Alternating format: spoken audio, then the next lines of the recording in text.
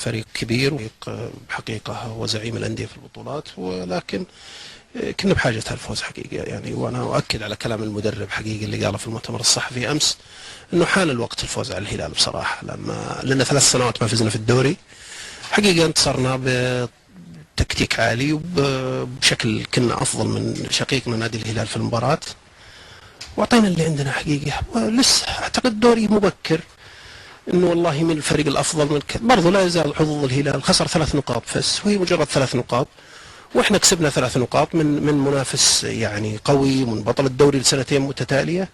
اعتقد انه من الافضل اننا نفرح الليله ونتناسى بكره ونعد انفسنا للمباراه القادمه. كل القراءات الإعلامية التي كانت ترشح نادي الشباب فسرت يمكن من جهة الشباب على أنها تخدير إعلامي مضحك. تعتقد أن القراءات كانت صحيحة على الأقل من خلال مستوى الفريقين؟ لا، هو اللي قال التصريح هذا هو مدربنا حقيقة، ويقول يعني بردهم لا يقرأ جرايد ولا يعرف. هو سؤال أن هناك تخدير إعلامي، قال زمن التخدير الإعلامي انتهى، والتخدير الإعلامي شيء مضحك، الأمور واضحة. فعلا ممكن يكون في ناس مارسوا التخدير الإعلامي، لكن احنا اعتقد أنه انتهى زمن التخدير الإعلامي. اعتقد اللي في الملعب شيء آخر. احنا كانت استعداداتنا للأيام الأخيرة استعدادات قوية، وكان يعني حقيقة في جمل كثيرة شفتها اليوم، تكتيك كلها شفتها في التمارين خلال اليومين الماضية.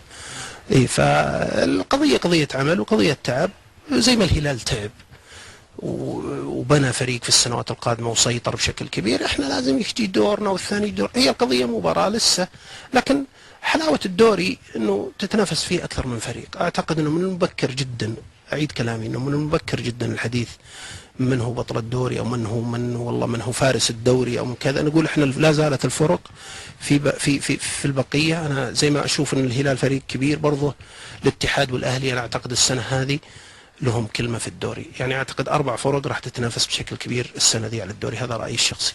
ال4 فرق يعني النصر مو ضمن ممكن، ما شفت النصر، ما شفت مباراته حقيقه، بس ممكن لو شفناه بشكل جيد، بس حسب ما سمعت انه ما ادى اداء طيب في المباراة. وليد، ندخل في حسابات الشباب. كل سنه يدخل الموسم بغيابات باصابات، ودائما ما تكون تعثر الشباب في البدايه.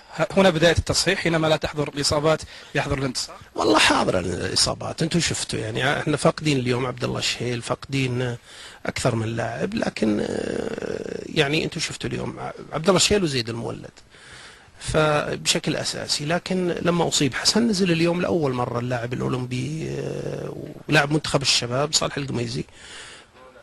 ف يعني بشكل واضح بالعكس، احنا نشوف الهلال زج بعناصر شابه، واحنا زجينا بعناصر شابه. فهد حمد لاعب منتخب الاولمبي، فهد المحمد وصالح القميزي. يعني اعتقد ان هذا مكسب للانديه فيما بعد. يبدو انه حسن معاذ يتحمل اصابته بنسبه كبيره حسب ما وردني معلومات.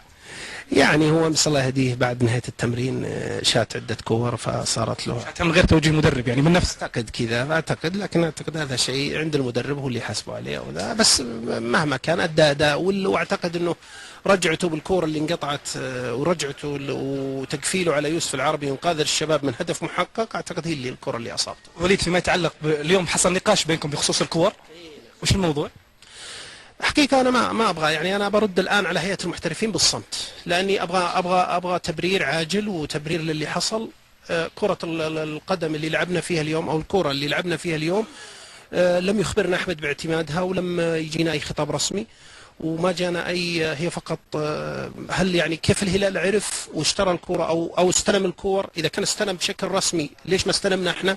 وإذا كان عرف واشترى وتدرب عليها وجابها للملعب، فاحنا يعني ما يمكن يكون الانديه اخر من يعلم.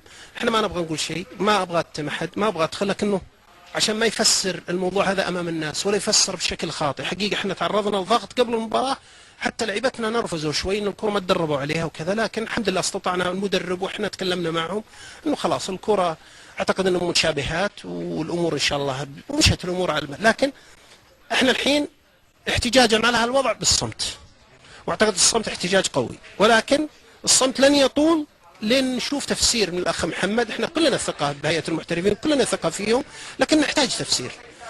مطلوب منه عندكم خبر او عندكم نوعيه خبر او نوعيه او الكور موزعه على الجميع، يعني هذه اول مباراه اشوفها تلعب، حتى في الدوري مباريات الدوري كلها ما لعبت. احنا ثانك يو. اريد بسالك اخيرا بس لانه ظهر في السطح الاعلامي، اعرف انك ما تحب تعلق على الموضوع، لكن ظهرت حديث انه الكابتن عبد العطيف في نيه لتقديم عذر الاداره. اعتقد ان المباراه اليوم هي التعليق على مباراه اليوم، اما تريد تعليق؟ لا تعليق على اي موضوع. شكرا.